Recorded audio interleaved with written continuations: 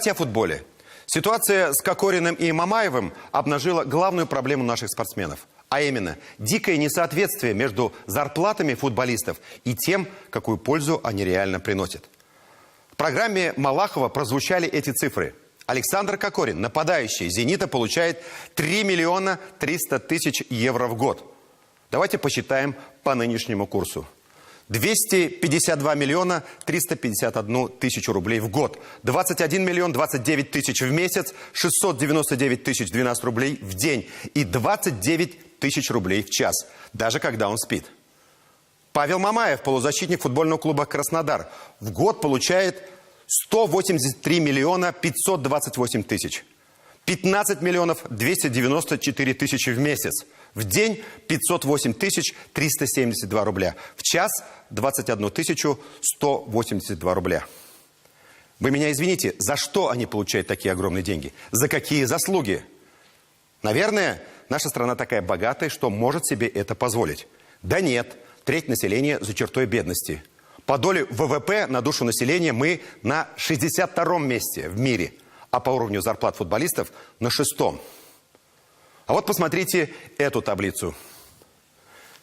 Это цифры превышения средней зарплаты футболистов над средней зарплатой по стране. Россия занимает уверенное первое место. У нас средняя зарплата футболистов превышает среднюю зарплату по стране в 190 раз. За нами еще одна богатая, в кавычках, конечно, страна – Украина. Там в 103 раза.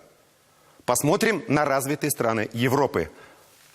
Англия 65 раз, Испания 55, Италия 54, Германия 42 и Франция всего в 30 раз. О чем это говорит? Уровень зарплат наших спортсменов абсолютно не соответствует уровню развития экономики и уровню жизни простых людей. Поэтому у этих футболистов, на мой взгляд, просто сносит крышу. Они на камеру, извините, сморкаются в 5000-е купюры, пьют шампанское за 200 тысяч евро. Они дуреют от этих незаработанных дармовых денег, не знают, куда их девать в нашей бедной стране. А ведь для того, чтобы они получали такие деньги, их буквально отжимают у наших крупных товаропроизводителей. Не секрет, используя для этого административный ресурс. Эти деньги изымаются из нашей экономики, буквально из кармана тысяч работников предприятий. Вывод простой. Уровень зарплат спортсменов должен хоть как-то соответствовать уровню жизни в стране. И не надо кивать на Европу. Давайте сначала сделаем богаче простых граждан, а потом подумаем о футболистах. И, кстати, еще один пример. Норвегия занимает 3-е место в мире по уровню ВВП на душу населения. А по уровню зарплат футболистов она в Европе практически на последнем. Там мастерам кожаного мяча платят в среднем 100 тысяч евро в год. И ничего, они живут как-то в этой стране Норвегии, которая сумела построить для своих граждан настоящий социализм.